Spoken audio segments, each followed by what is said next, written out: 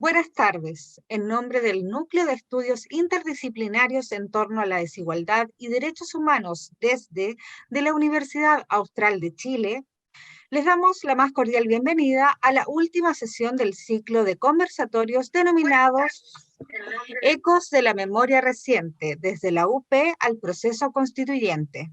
Esta instancia, que contempló 5 sesiones de reflexión y diálogo llevados a cabo durante el mes de octubre, se creó bajo la línea de procesos políticos y memoria del núcleo antes mencionados. Agradecemos a las y los académicos e invitados especiales que participaron de este ciclo de conversatorios, como la doctora Gemita Oyarzo, la doctora Karen Alfaro, Karina Fernández, abogada de Derechos Humanos, también la doctora Magdalena Garcés, abogada de Derechos Humanos, Sebastián Smart, director regional del Instituto Nacional de Derechos Humanos Los Ríos, doctor Pedro Rosas, doctor Robinson Silva, doctor Rolando Álvarez, doctor Felipe Paredes. Saludamos muy atentamente a quienes están conectados en la transmisión de Facebook Live de la Facultad de Filosofía y Humanidades para la sesión de este conversatorio denominado Memorias y Duelos de la Postdictadura, donde expondrá la académica de la Universidad de los Lagos, doctora Freda Cuestas. Dejamos con ustedes al doctor Daniel Jofré, académico de la Universidad Austral de Chile, quien será el encargado de presentar a nuestra invitada y moderar la actividad del día de hoy. Gracias. Bueno, en primer lugar, agradecer la posibilidad de ser partícipes de esta serie de conversatorios que está desarrollando la línea de derechos humanos y memoria del núcleo.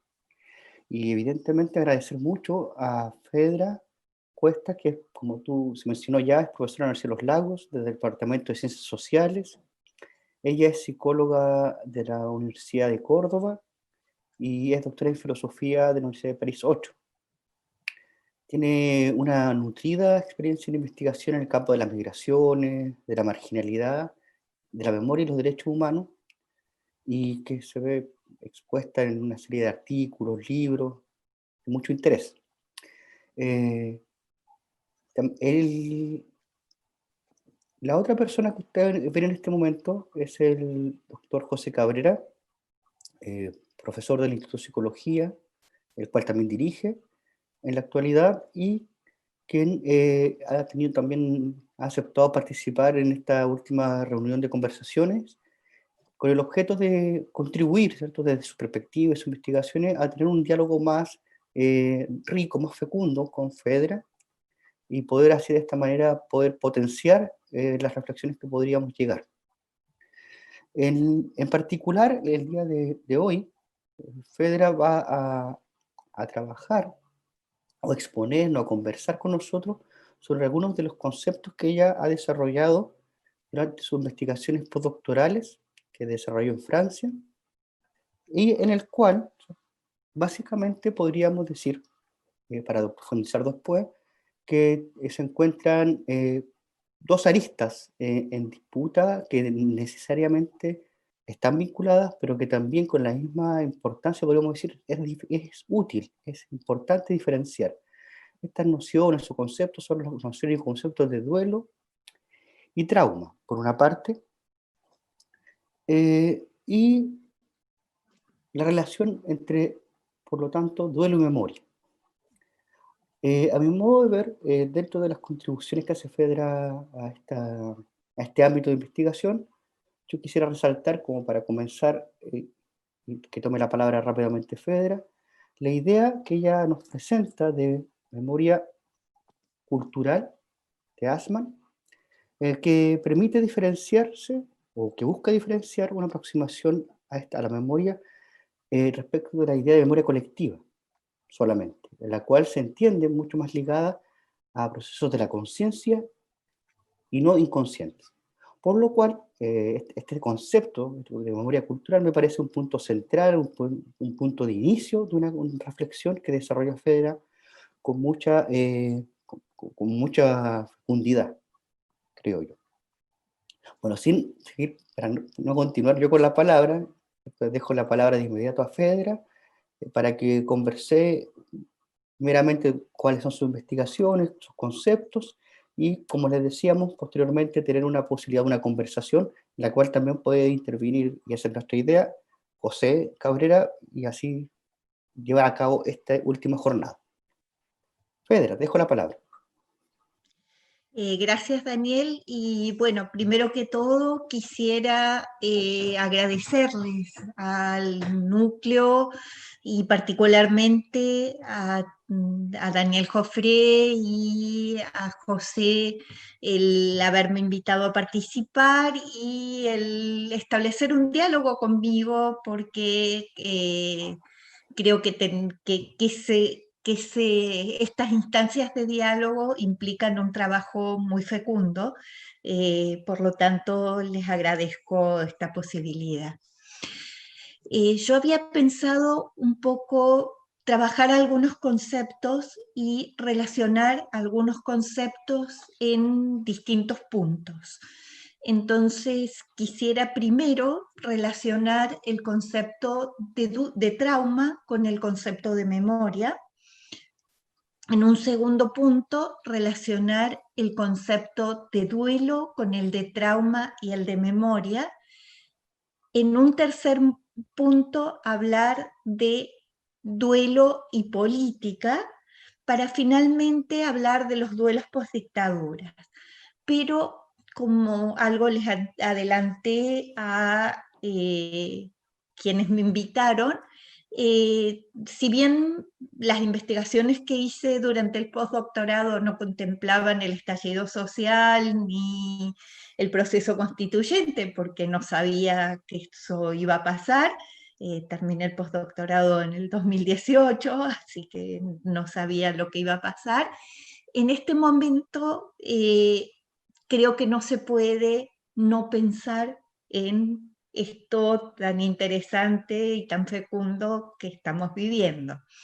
Así que voy a introducir algo también en relación a lo que está sucediendo.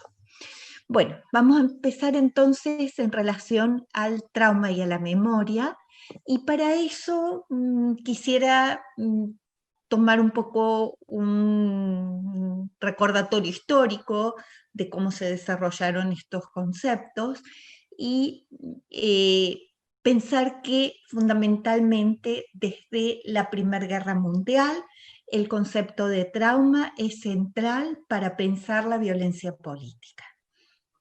En las ciencias sociales en general, y particularmente en la psiquiatría, la psicología y el psicoanálisis, el concepto más importante que más peso tiene es el de trauma.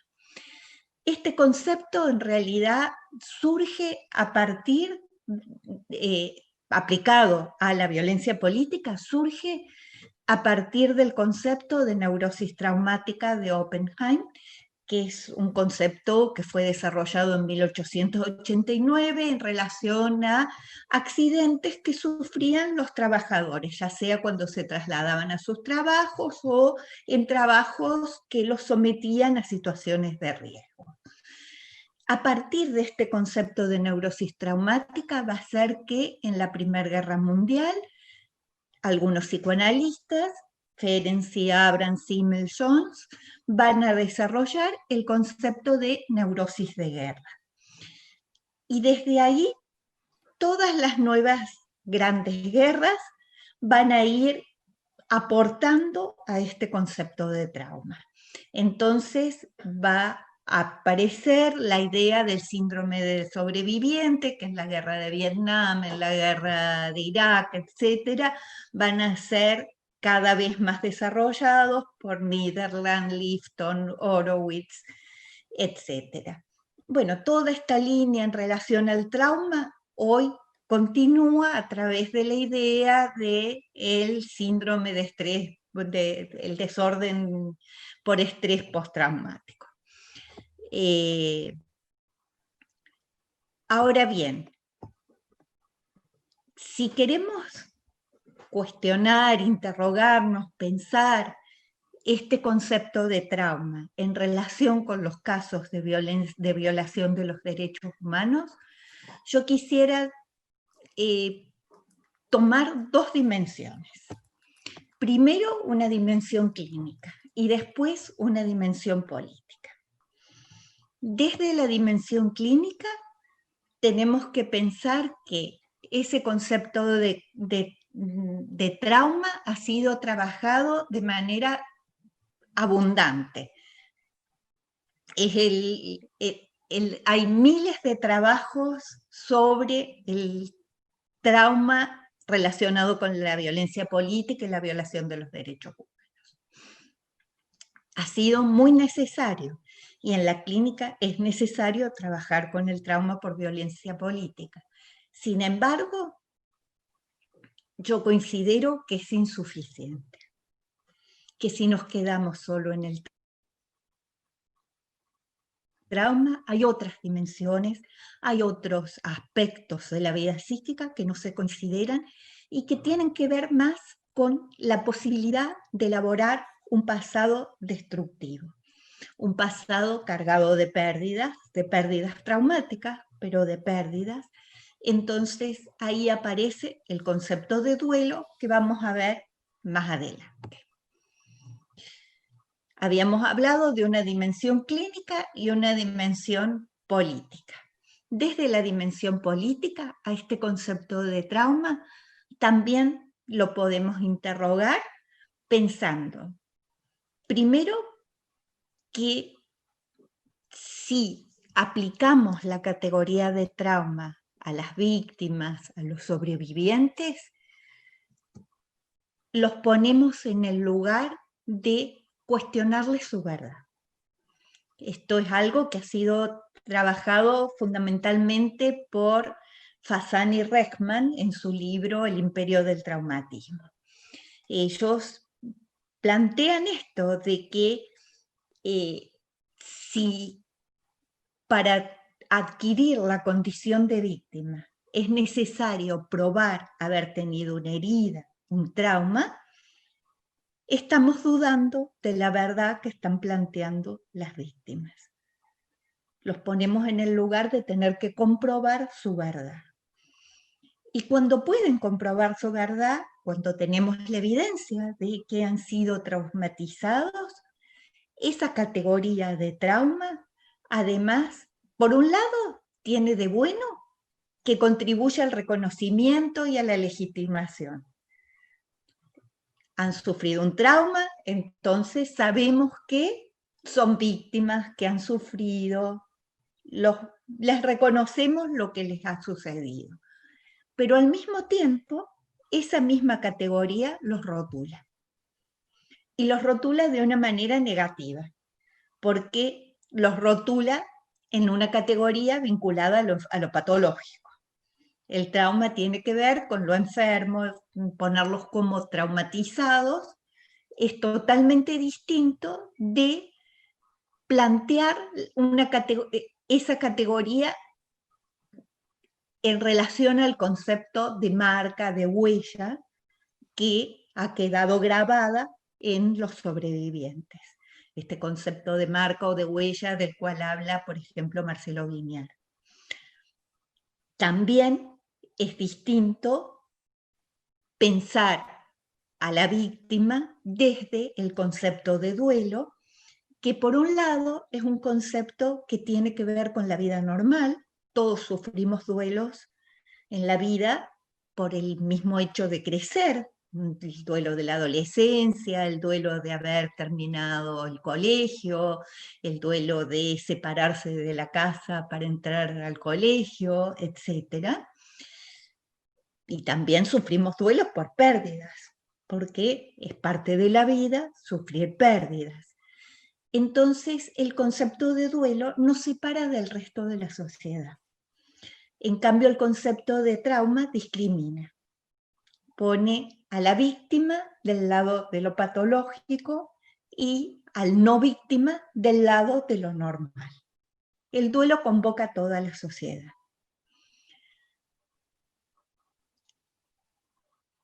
Esta categoría de víctima vinculado a lo patológico, a lo traumatizante, fija en la categoría de víctima, deja en esa condición de seguir siendo víctima, porque es alguien traumatizado. No solamente es alguien que sufrió violencia, sino que es alguien que quedó traumatizado. Entonces queda fijado esa condición, no le permite pasar de la condición de víctima a la condición de sobreviviente. Al mismo tiempo, silencia las consecuencias de la violencia política para el resto de la comunidad. Habíamos dicho que producía una discriminación entre lo normal y lo patológico. La víctima del lado de lo patológico, entonces los normales no tienen consecuencias. Cuando en realidad la violencia política produce daño a toda la sociedad, no produce daño a algunos.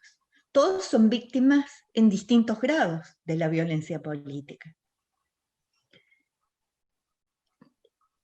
Esta distinción mantiene una separación tajante en la sociedad que no permite la reintegración de la sociedad, el restablecimiento del diálogo. Bueno, había dicho que ibas a trabajar primero un punto sobre trauma y memoria. Ahora vamos a ir a un punto sobre duelo, trauma y memoria. Si categorizamos el trauma de la manera que habíamos dicho antes, de una manera que rotula, que discrimina, que pone del lado de lo patológico, y lo distinguimos del duelo como un afecto previsible en todo vínculo social, vamos a entender que también el duelo y el trauma se posicionan en lugares distintos en relación a la memoria. Por definición, desde las conceptualizaciones de Freud, el duelo es un afecto que puede sufrirse de manera individual o colectiva. En Duelo y Melancolía Freud no habla de un duelo colectivo, pero en otros textos habla de duelos que implican a la comunidad, como en el Moisés o en Tótem y Tabú. Entonces es un afecto consecutivo a una pérdida, y esa pérdida puede ser una pérdida concreta o una pérdida abstracta, como la patria, la libertad, dice Freud en sus ejemplos. Pero lo importante aquí es en qué consiste el duelo.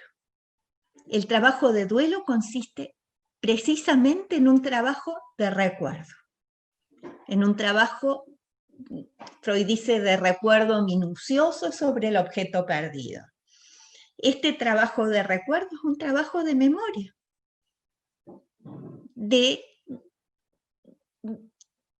la elaboración del duelo implica un trabajo de memoria, un trabajo de recuerdo en donde va situando el lugar del objeto perdido, va recordando minuciosamente para poder desprenderse del afecto que tiene por el objeto perdido. Entonces, el duelo, por un lado, implica un recuerdo consciente, pero Freud distingue duelo de melancolía o duelo de duelo patológico y dice que el duelo normal es un recuerdo consciente y el duelo patológico, en el duelo patológico no se sabe lo que se ha perdido. El recuerdo es inconsciente.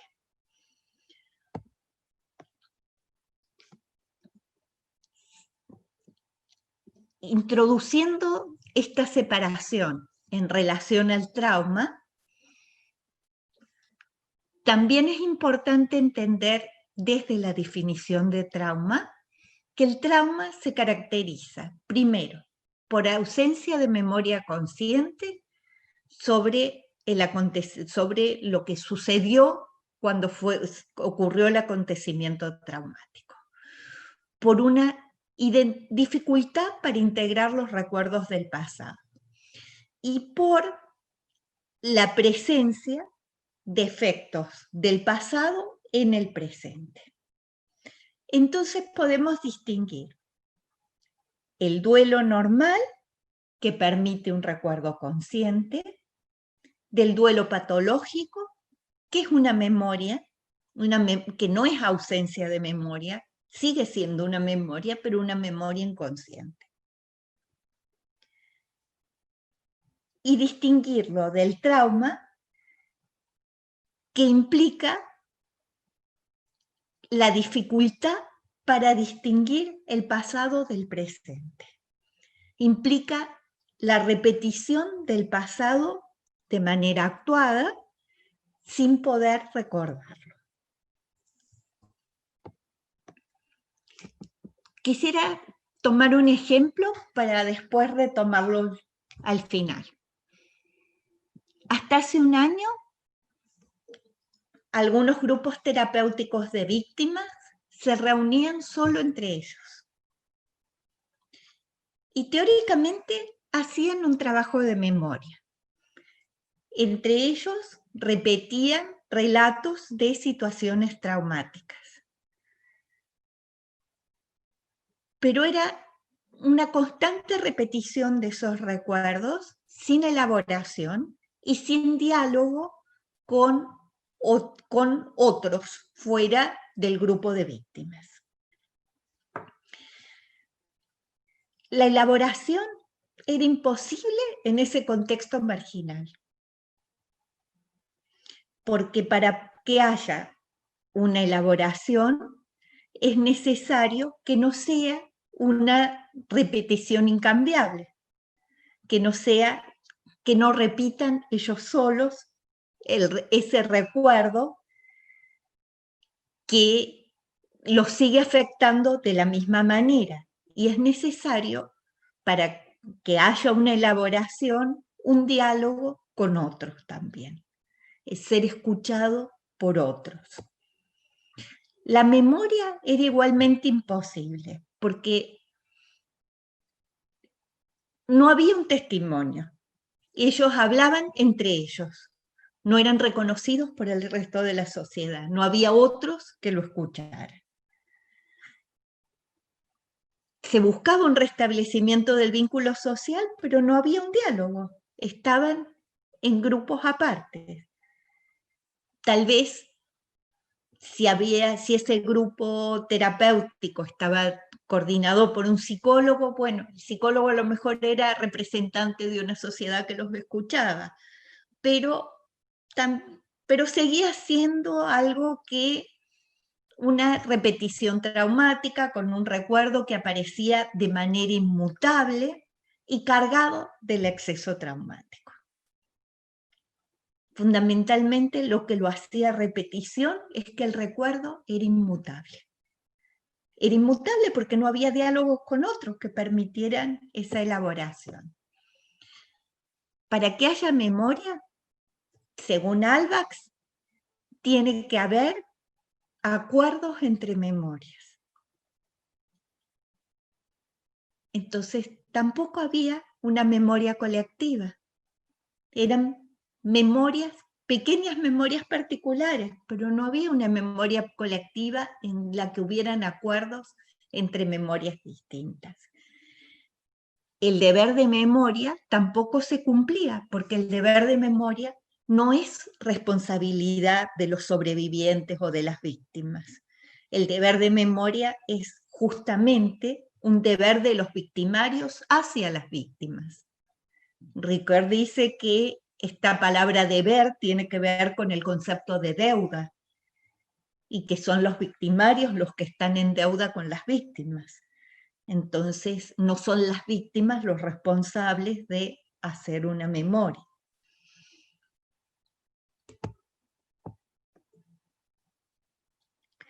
Para la víctima, entonces, el traumatismo impedía integrar los recuerdos. Para el otro, el horror y la culpa impedía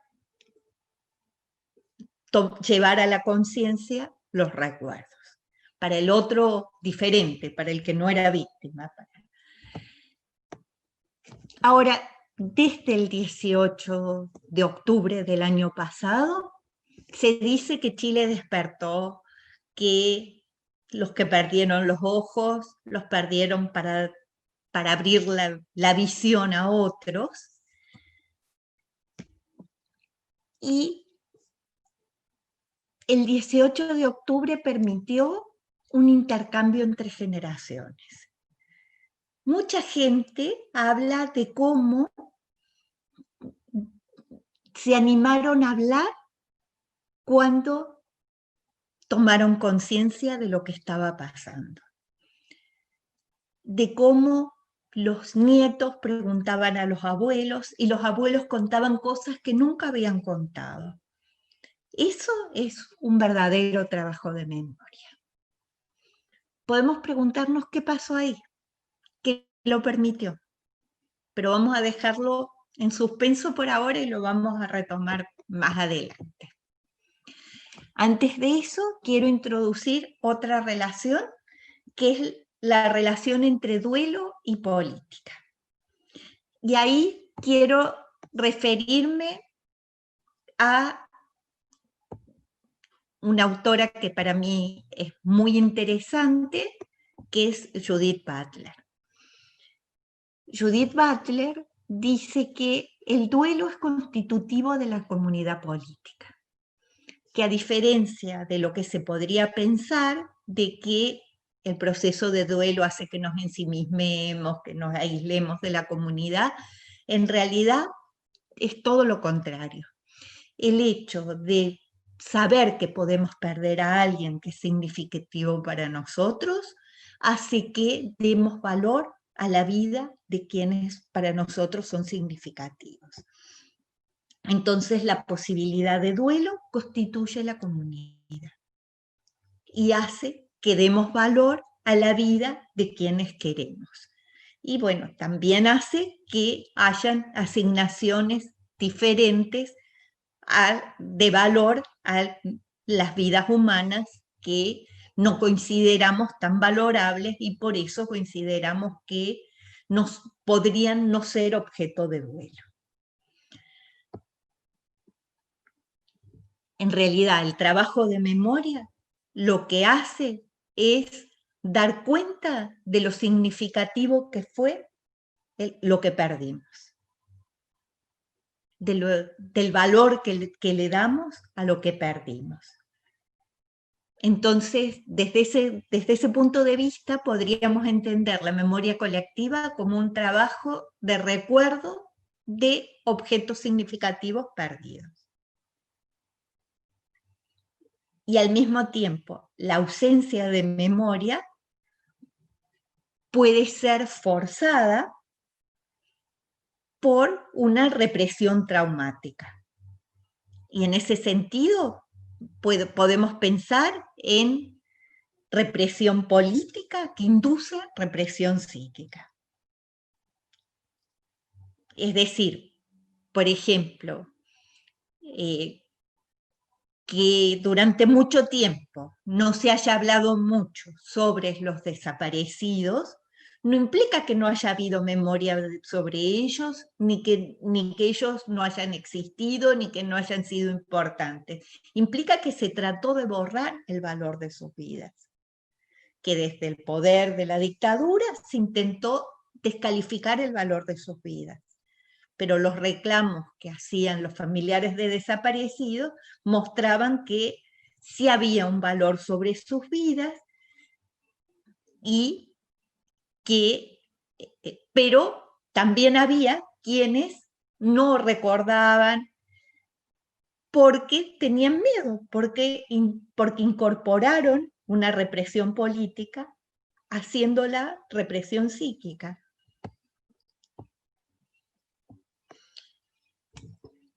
Con esto quiero decir que la ausencia de memoria no implica el olvido. La ausencia de memoria implica una memoria inconsciente. Una memoria inconsciente que puede estar reprimida por distintas causas.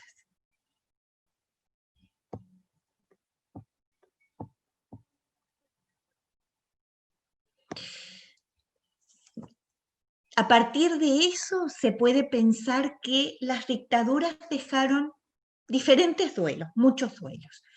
duelos por los desaparecidos, que son distintos de los duelos por los sobrevivientes, de los duelos de los sobrevivientes que perdieron sus objetos queridos, que perdieron su libertad, que perdieron múltiples cosas, de los duelos por el exilio, del duelo por la autoridad, el duelo por el presidente elegido democráticamente. Todos esos duelos fueron duelos conscientes, que pueden haber sido intentados callar por el poder, pero que eran duelos conscientes, muy difíciles de elaborar, porque eran duelos traumáticos, pero eran duelos conscientes. Pero paralelamente habían otros duelos, que eran duelos de los victimarios, como el duelo por el enemigo, que por culpa no podía salir a la conciencia, o el duelo por el dictador, que por vergüenza no podía ser reconocido, como lo explica Mitscherlich, como sucedió en Alemania con Hitler. Estos duelos también eran traumáticos, pero funcionaron de manera inconsciente durante mucho tiempo.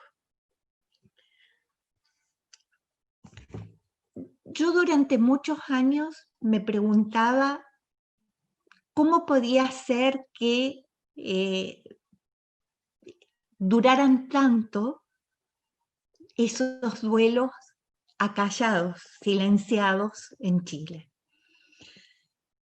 Pero al mismo tiempo veía que en otros países sucedió lo mismo, que tuvieron que pasar varias generaciones para que, por ejemplo, en España, ahora, recién ahora, los nietos de víctimas del franquismo estén buscando a sus abuelos.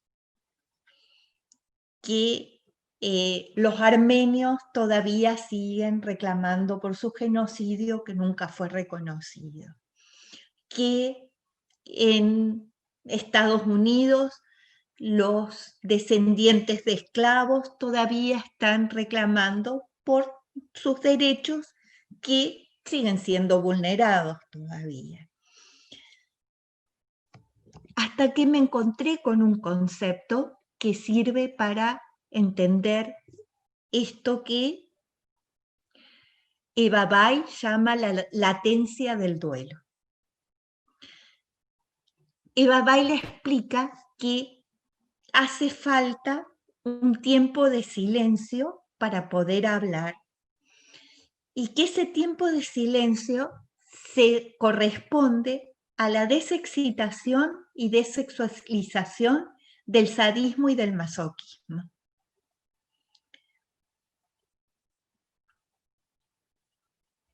Y que por eso son las generaciones siguientes las que producen un resurgimiento de la memoria. Desde ese punto de vista, se puede entender el estallido social como la toma de conciencia de un duelo acallado durante 30 años. Es una hipótesis que estoy planteando en este momento. Pero, ¿cuáles eran los reclamos? La pérdida de protección del Estado, pérdida de las pensiones, de los recursos naturales, de la salud, de la educación, de los derechos, de las libertades, etc. Hay una frase que se hizo muy conocida dentro de las frases que se han escrito o que se han repetido durante el estallido social, y es esta de que no era depresión, era neoliberalismo. Yo pienso que sí era un duelo patológico causado por el neoliberalismo que fue impuesto por la dictadura.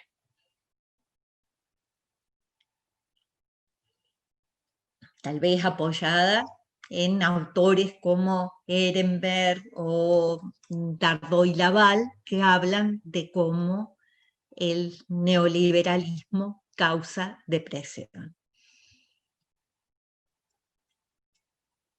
Bueno, hasta ahí una exposición de ideas como para conversar juntos.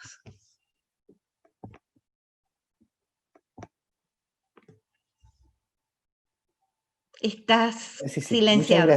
muchas gracias Fedra por la exposición muy detallada, muy interesante y que genera sin duda, ¿cierto? Despierta muchas preguntas. Yo creo que esta temática tiene esa facultad o esa posibilidad de, de hacer interesantes diferenciaciones como las que tú propones, de la importancia que remarca en diferenciar la idea de trauma y duelo para salir, ¿cierto?, de la órbita de la patologización, que además en el caso de este tema, no es solo por o sea, es mucho más significativa porque son personas que han sido fuertemente dañadas por la sociedad. Entonces, retraumatizarlo significaría un daño aún mayor. Pero también es muy interesante porque permites comprender algo que no es tan fácil, ¿cierto? Esto de que finalmente lo individual y lo colectivo, que en el trauma, en términos de la óptica psicoanalítica, no es tan fácil hablar de trauma colectivo, pero sí es muy fácil y es muy cercano a nuestros conceptos hablar de duelos colectivos que están presentes, son parte de esta indiferenciación de Freud entre lo normal y lo patológico. Todos somos seres humanos, todos pasamos por pérdidas, esas pérdidas nos hacen semejantes. La diferencia, entonces, como tú planteas muy bien, está en el modo, si se permiten o no estas formas de duelo. Y que esto no son acciones, por así decir, casuales. Que hay una acción política. Yo escribí una frase que pareció muy interesante, ¿cierto? La represión política induce represión psíquica. ¿Cierto? Nuevamente para las cosas que cuestan tanto a veces de decir, bueno, lo individual, lo colectivo, ¿cierto? ¿No? Hay una vinculación directa, fue una acción, fue una decisión, y tú decías, y eso genera ambivalencia, porque uno tiene que posicionarse, bueno, estas personas que tomaron decisiones. Yo lo pensaba cuando te escuchaba en la frase, yo crecí en la dictadura, entonces, y mis papás me dieron todo en ese tiempo, entonces uno dice, bueno, pero no se hizo lo suficiente, tanto para delatar a los crímenes, el miedo que había, y eso genera ambivalencia que hace difícil introducirse al tema, y también el tema de el estallido social, ¿cierto? Lo mismo, uno está metido en un mundo en el que nos hablaba, cuando te escuchaba recordé una frase de un economista de derecha, que no recuerdo cómo se llama, pero recuerdo que antes de 2011, cuando estaba preparando como las tesis que quería desarrollar en mi doctorado, lo escuché y decía que el gran triunfo de Pinochet había sido que las generaciones jóvenes nadie se identificara con Allende. Y lo dijo con una seguridad total. Y se Evidentemente equivocó. el tiempo, exactamente, el tiempo le dio la contra, pero lo interesante de eso es que sí, había mucha ambivalencia en declararse, por ejemplo, de izquierda dura, ¿cierto? De reivindicar derechos sociales profundos, de decir, no, si yo creo en la nacionalización de las empresas, yo sí creo en que el agua tiene que ser un derecho social, yo sí creo en estas cosas, y como que había una relación difícil, ambivalente, propiamente tal, para acercarse a esa temática. Y eso, a partir de 2011, ¿cierto?, se empieza a caer. Yo me acuerdo también para las tomas de 2011, los chicos hablaban de cordones industriales y cosas que eran palabras insignificantes que eran de otra época. Y que de alguna manera piensan a levantar este proceso de duelo, de represión social. La ambivalencia de alguna manera va bajando, y efectivamente, como tú planteas la hipótesis que tú, el social, hay algo que se puede ver, ya no hay ambivalencia para hablar de esas cosas, no hay la sensación de que uno está del mal lado, ¿cierto? De la designación de que uno está en un lugar que puede ser correcto, que no tiene que dar vergüenza, y es muy interesante, ¿cierto?, cómo esto justamente está ahí. Que yo pensaba en los procesos de abracción psíquica, que a veces vemos en terapia que las cosas por mucho tiempo se van guardando y que un momento aparecen y que uno no sabe cómo fue, pero apareció. Así que, bueno, muchas gracias por la exposición muy interesante. Quisiera, José, darte la palabra, a ver si puedes también dar tu punto de vista. Gracias, Feder. De nada. Bueno, gracias, Federa, por la presentación. Está muy interesante. De hecho, hay varias cosas que me parece que son sobre las cuales me gustaría conversar, hacerte algunas preguntas. Pero hay algo en particular en lo que quería detenerme, que es que la perspectiva que tú nos presentas juega, digamos, en un terreno de continuidad entre lo individual y lo colectivo, ¿no?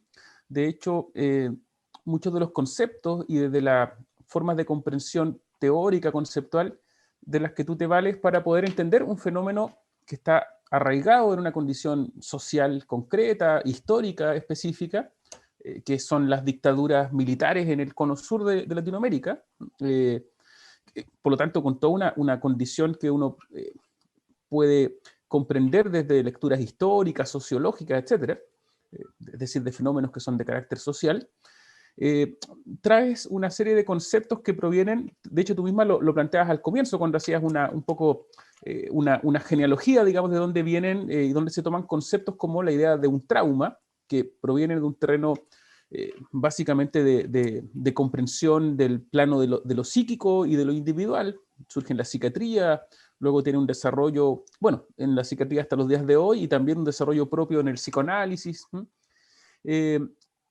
Y otros conceptos también a los que te referiste, los conceptos de duelo, el concepto también de memoria, que si bien es una noción también bastante amplia, también en tu presentación hay un juego, una relación continua entre la memoria como un mecanismo psíquico y la memoria también como una forma de elaboración de sentido social, de sentido colectivo.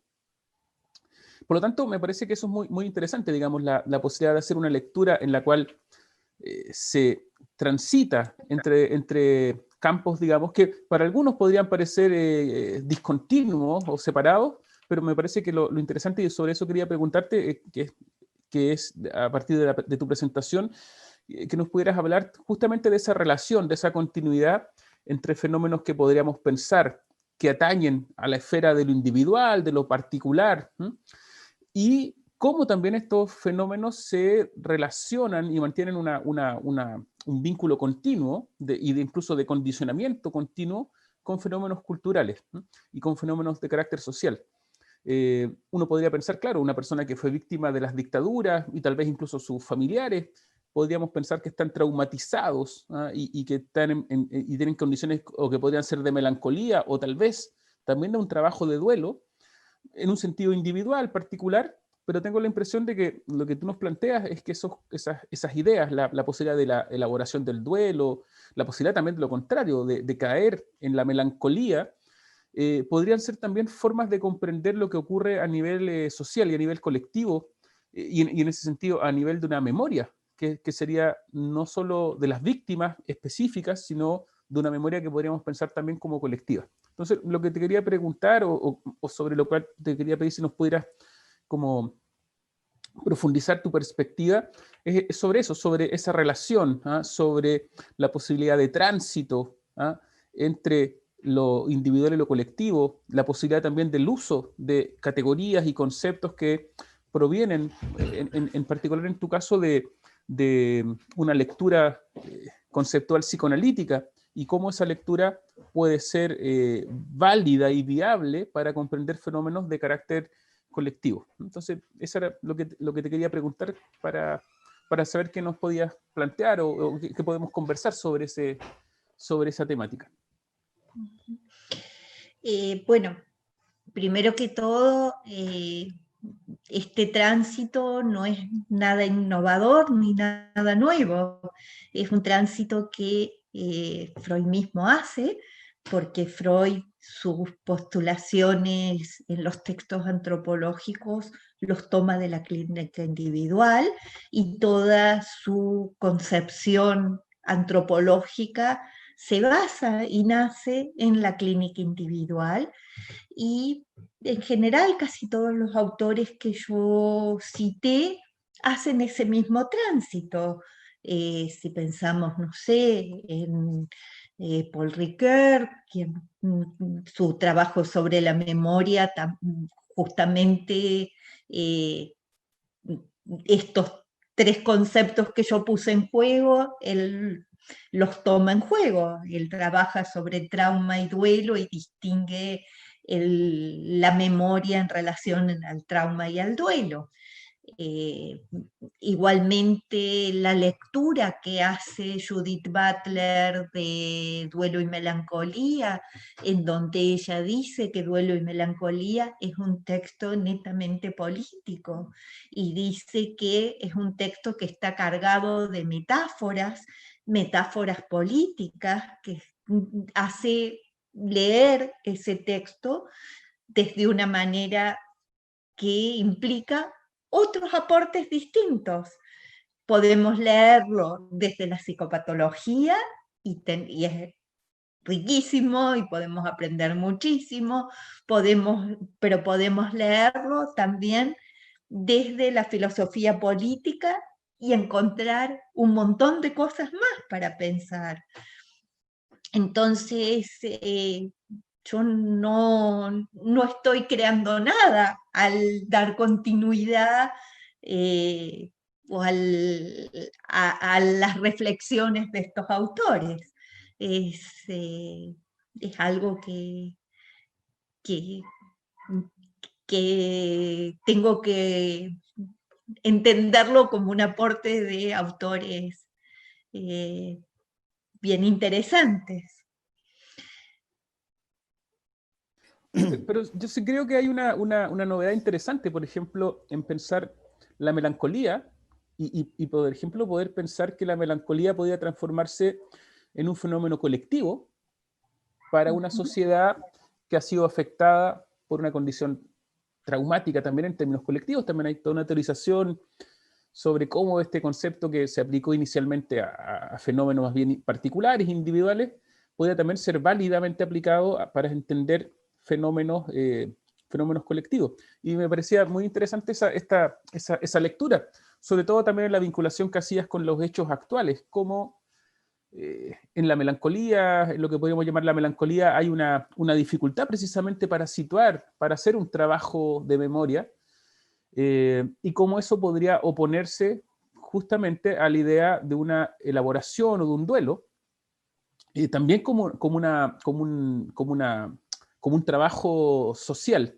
También creo que hacías un interesante contrapunto ahí cuando planteabas cuáles podían ser los límites o las dificultades del trabajo individual con las víctimas. Tú dabas el ejemplo de lo que había pasado con algunos grupos de trabajo sobre memoria y sobre trauma político fundamentalmente, cuando ese trabajo también se clausura solo sobre esa experiencia y pareciera no tener o carecer de una recepción que es social, y que pareciera que también en esa recepción social gravita de manera muy, muy importante la posibilidad de que haya un trabajo de duelo. Entonces también te quería preguntar sobre eso, sobre tu impresión, tu opinión sobre, en el fondo también sobre lo que podríamos llamar un trabajo de tramitación, de elaboración colectiva de esto que es un duelo, y que algunos podrían pensar que ya han pasado los años suficientes, pero también tú traías varios aportes para decirnos que se trata de fenómenos que pueden tomar muchos años e incluso quedar de alguna manera repitiéndose en una especie de inercia histórica de manera continua en la medida de que no sean abordados, y que pareciera que este abordaje no es solo, que puede ser muy útil y muy necesario, no es solo darle alguna respuesta específica o particular a quienes sean víctimas, ¿no?, de alguna forma directas, sino pensarlo también en estos términos más globales. Entonces, eso también te quería consultar, ¿cuál es tu opinión sobre esa posibilidad, en el fondo, de pensar el duelo en términos colectivos? Disculpen, antes de que la Fedra tome la palabra, me recuerdan que la actividad pueden hacer preguntas a través de Facebook, la transmisión de Facebook Live, para que, si es que los que estén escuchando por ahí puedan hacer una pregunta y que va a ser transmitida a nosotros, para poder integrarlo a la conversación, lo que evidentemente sería un agrado. Pedra, sumando un poco, quizás tomando esta idea de duelo colectivo, a mí me llama mucho la atención dentro de tu posicionamiento conceptual. Yo sé que estos son otros autores que tú eres muy cuidadosa en decir, ellos son los que lo dijeron, pero me gusta mucho el posicionamiento en esta idea de de que la memoria cultural tiene algo que ver con la transmisión, con la tradición y que con los vínculos afectivos. ¿Cierto? Que es una forma que me parece súper interesante tomar el tema porque uno habla de como, si uno habla de memoria colectiva, sin tomar lo afectivo, es difícil entrar a un terreno propiamente psicoanalítico. Yo veo eso como desinvestidura de ciertos recuerdos, elaborar ciertas formas de estar con el recuerdo. Lo mismo cuando dice estallido social, ¿cierto? Que tiene que ver con una latencia necesaria de sexualización y de ese vestimiento del masoquismo. Eh, Me parece súper interesante y elocuente de lo que podemos hablar. Yo recuerdo cuando has puesto esto, hasta dónde hay elaboraciones colectivas, que para marzo, antes de que la pandemia nos visitara con tanta fuerza, había muchas marchas de la gente del rechazo y que hablaban de que se estaba como consigna tirar gente al mar y uno no podía dejar de percibir un masoquismo ahí como un goce en esos posicionamientos que al menos a mí me genera mucha inquietud, pero parecía ser que en alguno de ellos estaba muy presente. Entonces, quizás para vincular los dos temas, ¿cierto? Lo que te plantea José de cómo se da la elaboración o cuál es tu perspectiva de la relación colectiva del trauma, pero también vincularla al tema de estos afectos, estas posiciones, la desexualización. También recuerdo que no se hace mucho, pero en Chile al menos no hace mucho, se comenzó a hablar de las víctimas de las mujeres en la dictadura concretamente en las violaciones, que también tiene que ver con que me parecía difícil hablar de temas como de la sexualidad, ¿cierto? En esos registros. Entonces, no sé, te dejo la palabra.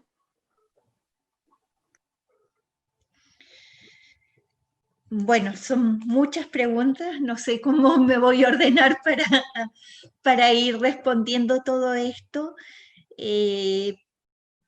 Primero que todo, en relación al duelo colectivo, me es difícil pensar que pueda haber un duelo, se procesa, se vive individualmente, pero el duelo requiere de un reconocimiento social.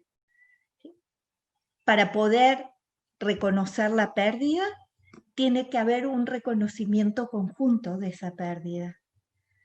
Sabemos que lo primero que pasa con el duelo es que uno niega.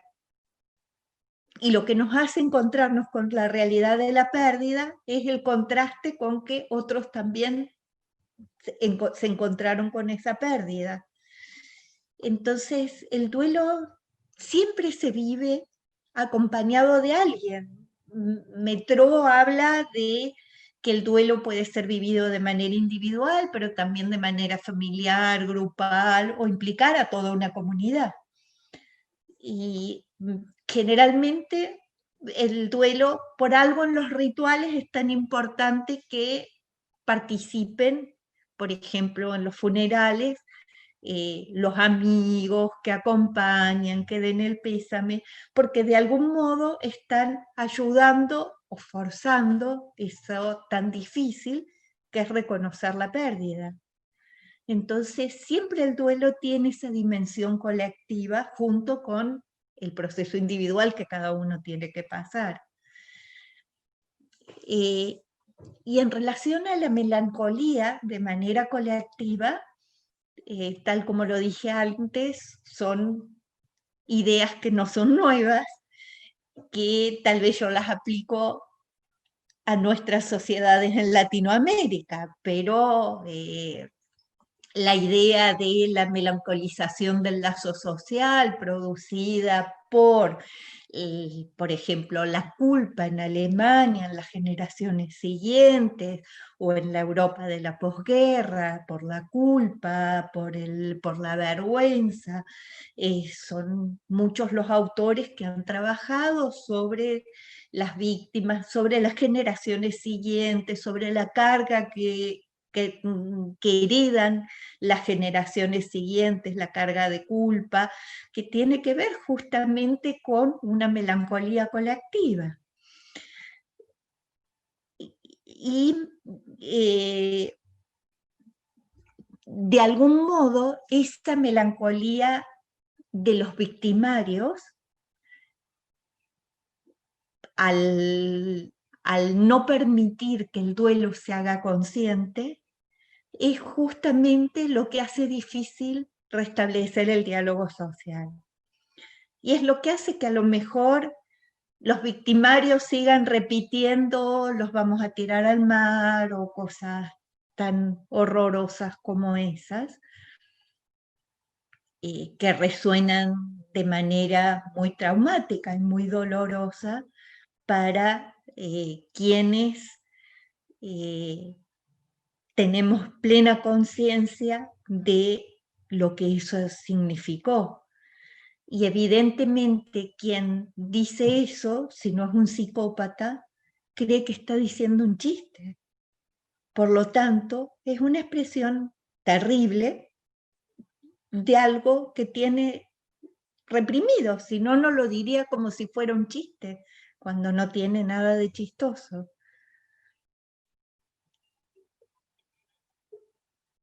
Y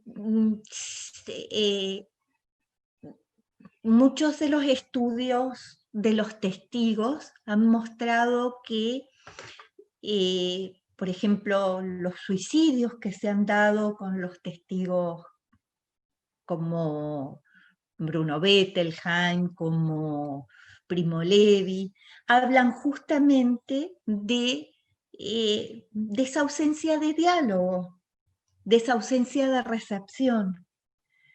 Para testimoniar no basta con hablar, hace falta alguien que escuche y que reciba. Si no hay alguien que recibe y no hay intercambio, no hay traspaso. Y si no hay traspaso, no hay testimonio.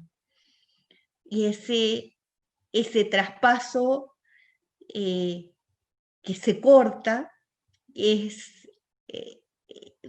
se corta de manera consciente, pero sabemos que existe también la transmisión transgeneracional.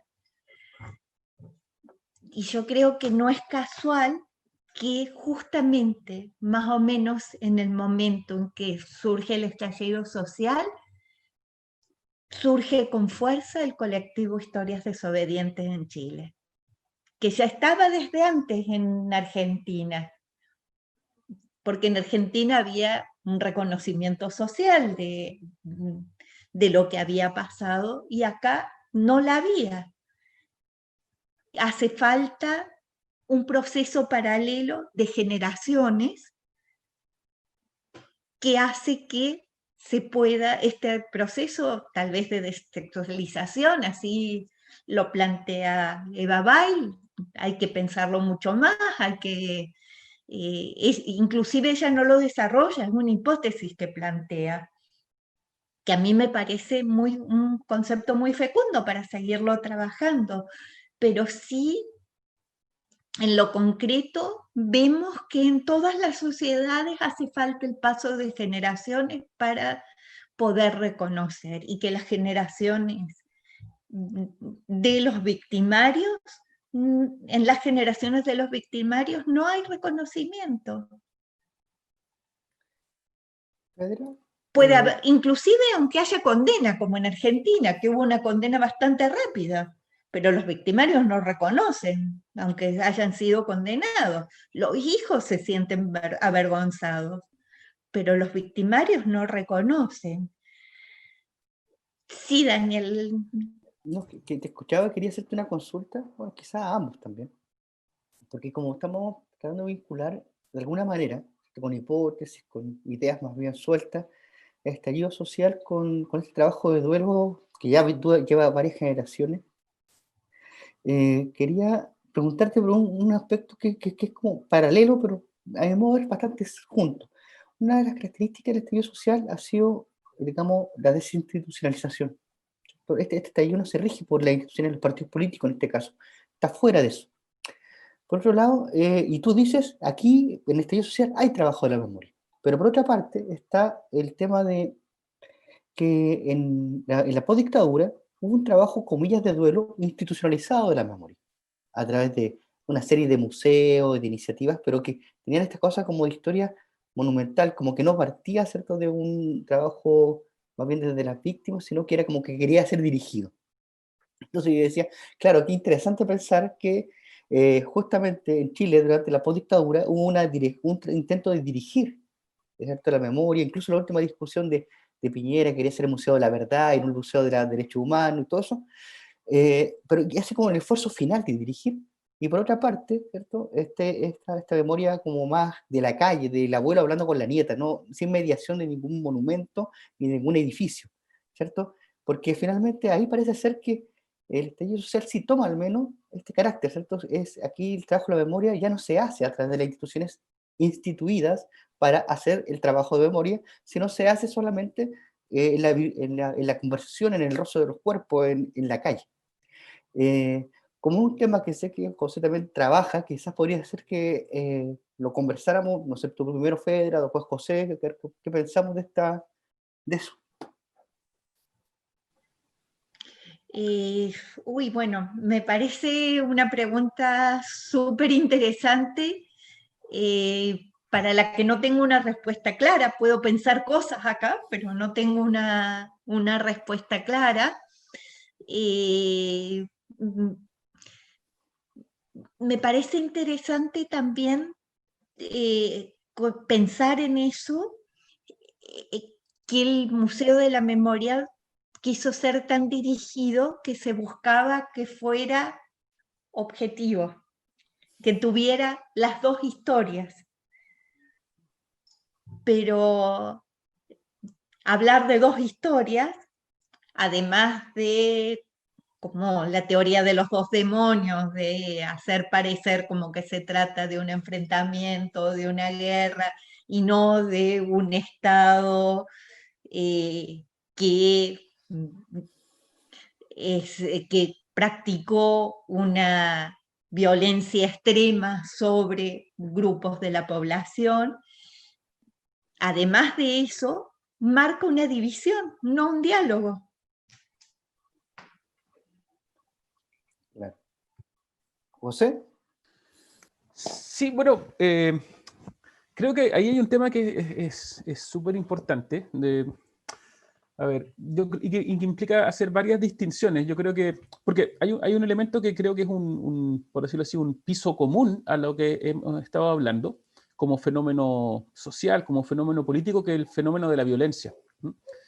Y creo que el fenómeno de la violencia, lo primero que requiere es también un tratamiento que permita hacer especificaciones, puntualizaciones sobre la violencia. Voy a decir algo que está como muy en boga en la discusión política institucional actual, digamos, que es este llamado a que todos condenen la violencia, venga de donde venga, que es una especie de imprecación política casi digamos, que el que no lo haga, digamos, es casi un psicópata, y que es una imprecación que claramente adolece de un gran problema, que es la indistinción de la violencia. Creo que eso es lo primero, o sea que hay que diferenciar modos, particularidades de la violencia. Es muy distinta la violencia de Estado, que es lo que podríamos plantear, se practicó de forma, digamos, programática por los gobiernos los gobiernos de facto de las dictaduras, a la violencia que está implicada en un estallido social, a la violencia que está implicada en formas, por ejemplo, podríamos llamar de manifestaciones de marginalidad a través de la violencia, a la violencia delictual, etcétera, etcétera, etcétera.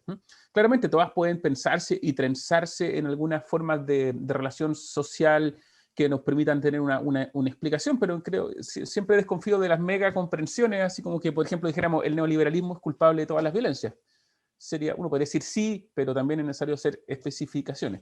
Entonces yo creo que ese es un primer punto, diferenciar el elemento fundante de esta violencia que en el fondo ahora a través de la presentación de Fedra estamos tratando y que tiene que ver con el espíritu general de estos encuentros, que es la relación con la memoria. Y además, algo que también es parte, digamos, de lo que estamos discutiendo, la conmemoración de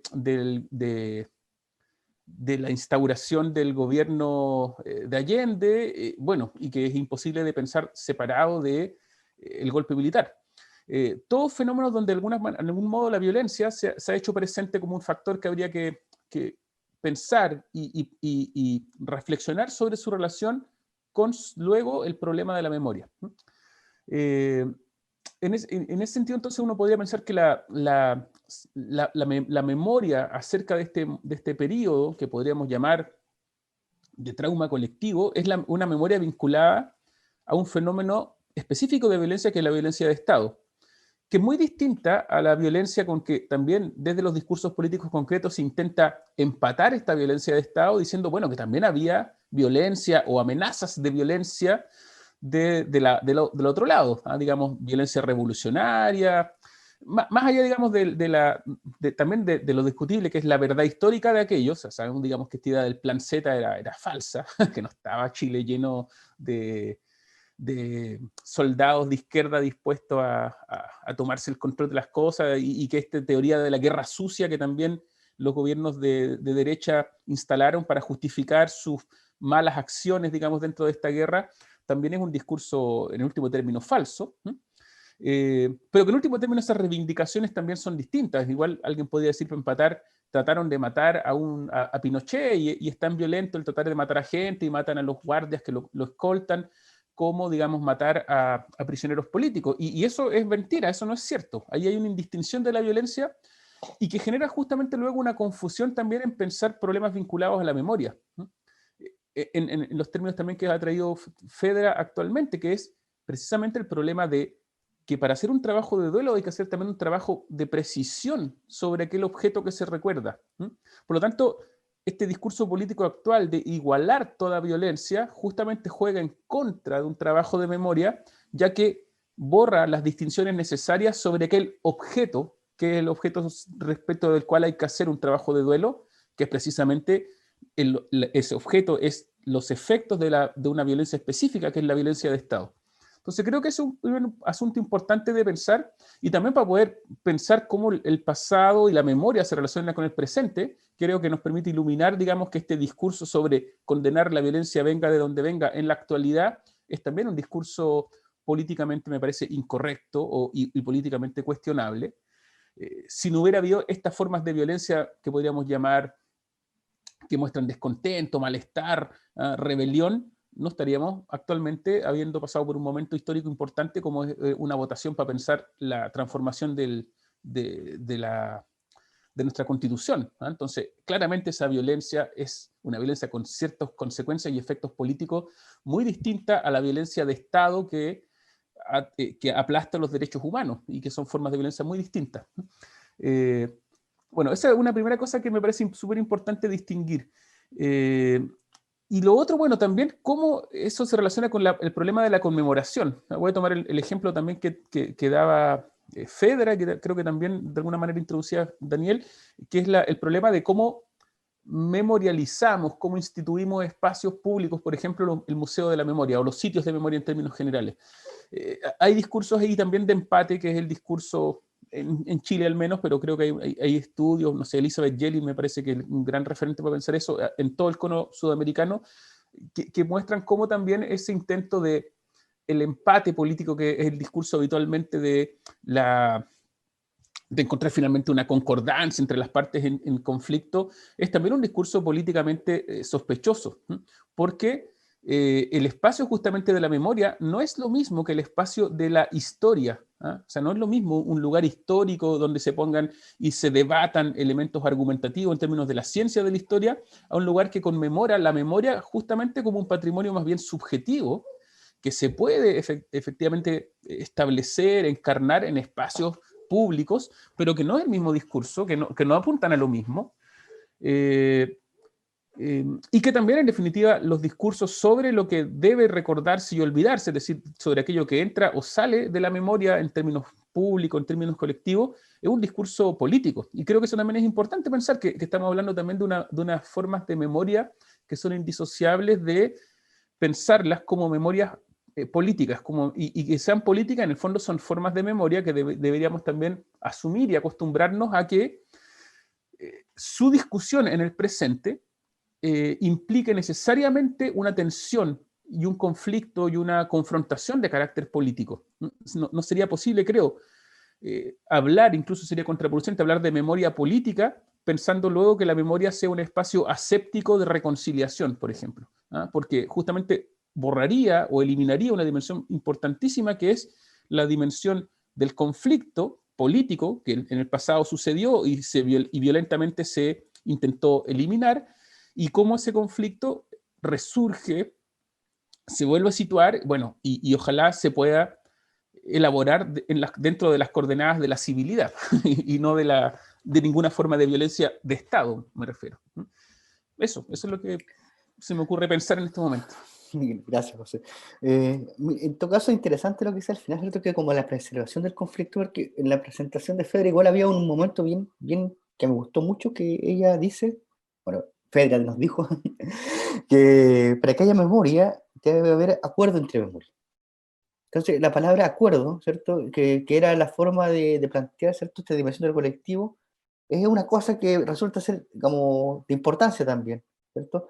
No solamente una recreación del conflicto, porque para hacer una ficción, ¿cierto? Si es la recreación del conflicto como eterna, eso es una repetición, eso no es trabajo de memoria. Tiene que haber un pequeño paso a que, si bien esto es un conflicto y hay una lucha digamos, de designaciones sobre lo que fue verdad, lo que fue valioso, lo que se perdió, hay una sanción primaria que es un acuerdo. Aquí hubo violaciones a los derechos humanos, como dijo José, aquí no es una cosa, lo mismo un par de chiquillos que querían hacer una revolución, que todo un país, ¿cierto?, está avasallando a un grupo específico de la población. Entonces, parece que es súper interesante esto de que efectivamente hay que entender que es un terreno de disputa, pero también con acuerdos básicos de que finalmente aquí no podemos confundir las cosas. Eso sería, volviendo al inicio de la presentación de Fedra, retraumatizar. Pruébeme que usted fue víctima y que no estaba buscando la revolución, ¿cierto? Una cosa que nos pasaría, nos llevaría a otra parte y que es un terreno que no es el que queremos estar, ¿cierto? Al menos nosotros tres. Fedra, no nos queda mucho tiempo, pero sí, que quería decir algo de eso ya, que perfecto. dijiste recién, que cuando hablamos de acuerdo entre memorias, implica reconocer que hay memorias, no ponerse del lado en que se borra la memoria, en que hay una memoria que borra otra. Y justamente el acuerdo implica la discusión, la disputa, el diálogo, porque en realidad lo característico de la democracia no es que todo sea igual para todos, sino que haya posibilidad de discutir una diversidad de ideas y de discutir una diversidad de memorias. Entonces, en ese sentido, tomando un concepto que trajo José, y que tiene mucho que ver con lo que a mí no me gusta del Museo de la Memoria, y es el acuerdo no es la reconciliación. No es lo mismo un acuerdo que la reconciliación. Podemos lograr acuerdos de la memoria sin necesidad de reconciliarnos, porque reconciliarnos nos pone en un lugar paralelo. ¿Cómo la víctima se puede reconciliar con el victimario? No están en lugares paralelos. Sí, muy buena precisión, Federa. Muchas gracias. Miren, nos llegó una pregunta que quería del público. Voy a tratar de sintetizarla porque es un poquito larga, pero básicamente es ¿cuál es la participación de la ciencia en esta problemática? Esta latencia del duelo pareciera sugerir un proceso de elaboración que también podríamos entender como transformación. Digo transformación para plantear la idea de espiritualidad, pues la espiritualidad se podría entender como todo lo que haga uno sobre sí mismo para acceder a una verdad, es decir, postula que la verdad se da al sujeto por un mero acto de conocimiento, lo que caracteriza a la ciencia, sino que es preciso que el sujeto se modifique, se transforme y se convierta hasta cierto punto en distinto de sí mismo para tener acceso a la verdad. En este sentido, la elaboración de la memoria pareciera resaltar el valor de la espiritualidad en el tejido social y el efecto patológico de la falta de la misma. El señor Pablo Cusirat. Fedra, que nos puede... Bueno, ahí hay muchos conceptos que habría que aclarar para poder responder esta pregunta. ¿Qué se entiende por ciencia, para empezar? hay una perspectiva de las ciencias y desde determinadas ciencias se trabaja sobre la memoria colectiva. No estamos hablando de una memoria biológica que se comprueba en estudios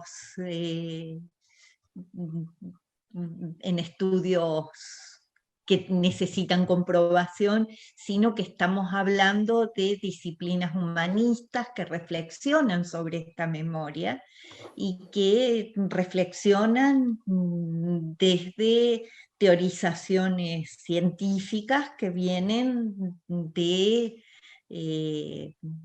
del siglo pasado, algunas de estas teorizaciones, por lo menos de las que yo tomé referencia. Sí, yo tomándome un poco quizás de la pregunta, hay una palabra que me llamó la atención mucho, que era transformación, ligan a la espiritualidad, pero yo quisiera tomar la idea de transformación y tomar un último punto que no quisiéramos, que no lo tomáramos. Una palabra que dijiste que yo sé que tiene mucho peso, que es muy importante, que es lo entre generaciones, ¿cierto? El espacio entre las generaciones, cómo se abre algo entre las generaciones que no justamente quería preguntarte cómo lo caracterizas, cómo lo piensas, porque no es solamente la idea de transmitir algo, cierto contenido, ni los modos de transmisión, sea a través de un museo, a través de una carta. La idea de pensar un espacio entre generaciones como que construye una organización simbólica, ¿cierto? Que quizás permite, o estaba pensándolo, aclarar la idea de acuerdo, ¿cierto? Que no es reconciliación, sino justamente un espacio de mediación, por decirlo de alguna manera simple. Entonces quería consultarte por el uso que tú le das a esa noción del entre generaciones, si es que tiene, y cuál es la perspectiva que tiene justamente del trabajo de elaboración que pueden estar haciendo los jóvenes de la memoria del pasado. Me hacen muchas preguntas que me son difíciles de contestar porque todavía no las pensé, pero que me ayudan a pensar cosas nuevas. Porque, bueno, el tema de la transmisión transgeneracional es un tema que me interesa mucho, pero esto de lo que ocurrió ahora lo estoy pensando recién ahora y no he hecho todavía la conexión entre distintas cosas que uno puede ir pensando. Es realmente un aporte tu pregunta como para seguir pensando y desarrollar estas ideas que planteé un poquito como hipótesis. José, no sé si... Sí, bueno, la pregunta es bien amplia y compleja, tiene varios guiños a distintas cosas, tiene una fuerte inspiración Foucaultiana, como a la idea de espiritualidad,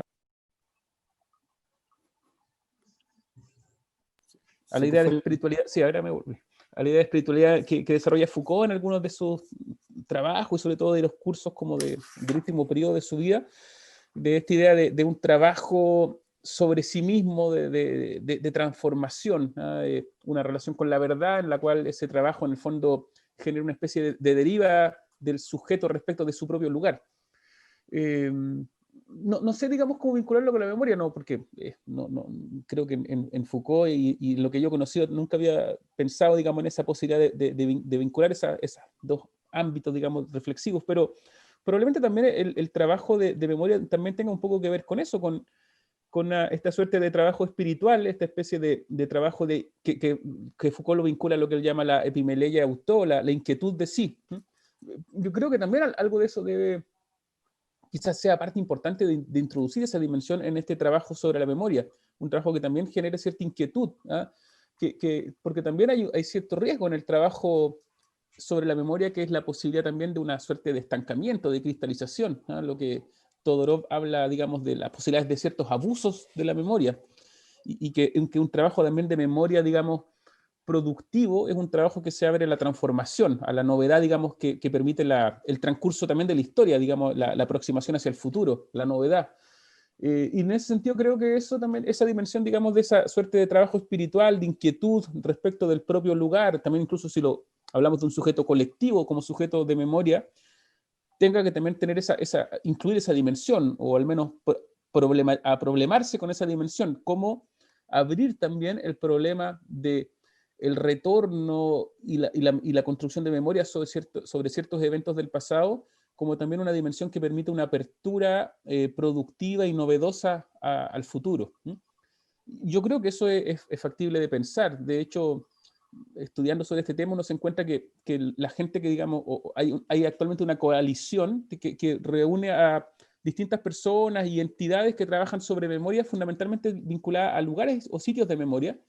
Y lo curioso es que la coalición, en lugar de llamarse coalición de sitios de memoria, se llama coalición de lugares de conciencia, que es bien interesante. Si bien trabajan fundamentalmente sobre la memoria y sobre memorias, digamos, traumáticas, ocuparon la palabra conciencia, creo, con la voluntad también de plantear ese efecto reflexivo y productivo de la elaboración de la memoria. Creo que ahí uno podría pensar como la inclusión de esta dimensión de inquietud de sí a lo Foucault, que también podría ser una parte importante de considerar, digamos, en el trabajo sobre la memoria para disminuir los riesgos de una especie de clausura que también sería melancolizante, por decirlo de alguna forma. Así que eso es lo que me parece, digamos, que se me ocurre. La pregunta es interesante porque conecta dos campos, o un campo nuevo, digamos, que al menos yo no había ni revisado ni conocido, digamos, vínculos posibles, y me parece que es factible pensarlo. No, agregar un poquito en ese sentido, ese trabajo del saber de sí es un trabajo sobre la identidad. Y justamente la identidad está plenamente implicada en la necesidad de conocer la memoria de las generaciones anteriores. Sí, efectivamente. Quizás por eso es que uno puede hablar de un proceso de transmisión identitaria, como se habla de trabajo de la memoria. Nos quedan solamente 3 o 4 minutos, entonces, como para, bueno, agradecer a Fedra, evidentemente, la exposición, las intervenciones de José, evidentemente ilustrativas, interesantes también. Quería darte a ti la palabra, Fedra, los últimos 2 minutos que quedan, para que puedas decirnos algo, si quieres añadir algo, quizá alguna perspectiva de trabajo, quizá algo tenga que ver con el nombre o el sentido de estos conversatorios que tienen que ver con la unidad popular, los 50 años de la unidad popular. Bueno, lo que tú quieras, y te dejamos la palabra para que con eso cerramos.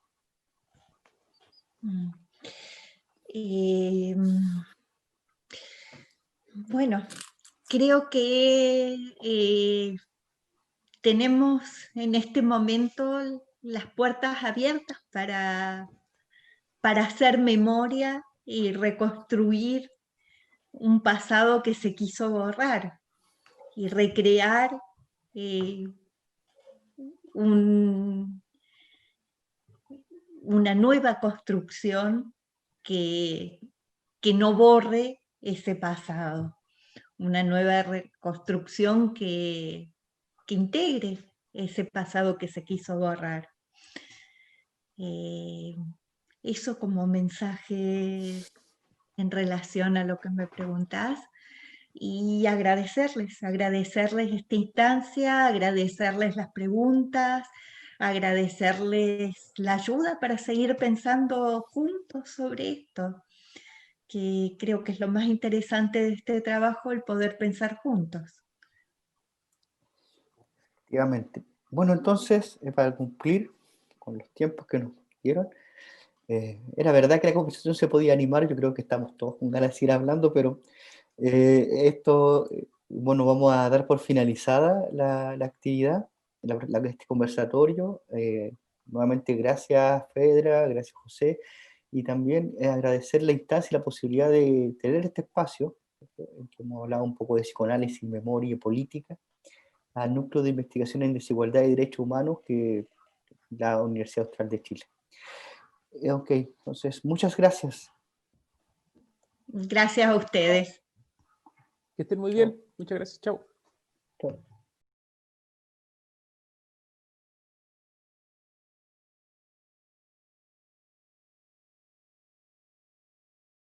quinta y última sesión del conversatorio Ecos de la Memoria Reciente, desde la UP al proceso constituyente, organizado por el Núcleo de Estudios Interdisciplinarios en torno a la desigualdad y derechos humanos de la Universidad Austral de Chile. Esta instancia, que contempló 5 sesiones de reflexión y diálogo llevados a cabo durante el mes de octubre, se creó bajo la línea de procesos políticos y memoria del núcleo antes mencionado. Agradecemos a nuestra invitada del día de hoy, a la académica de la Universidad de los Lagos, doctora Freda Cuestas, quien compartió con nosotros la conferencia Memorias y Duelos de la Postdictadura. Agradecemos también al académico de nuestra universidad, el doctor Daniel Jofre, quien fue el encargado de moderar la actividad del día de hoy. Además, queremos agradecer de manera especial al profesor José Cabrera por las intervenciones que tuvo en esta sesión. Destacamos y valoramos la participación también de las y los académicos invitados especiales que participaron de las 5 sesiones de este ciclo y a todos quienes nos acompañaron en cada transmisión. Recordamos que este registro, al igual que las 5 sesiones de este ciclo, están disponibles en nuestro canal de YouTube y pueden revisar notas de prensa asociadas, donde también podrán encontrar los registros de cada sesión en www.humanidades.uach.cl. Que tengan muy buenas tardes.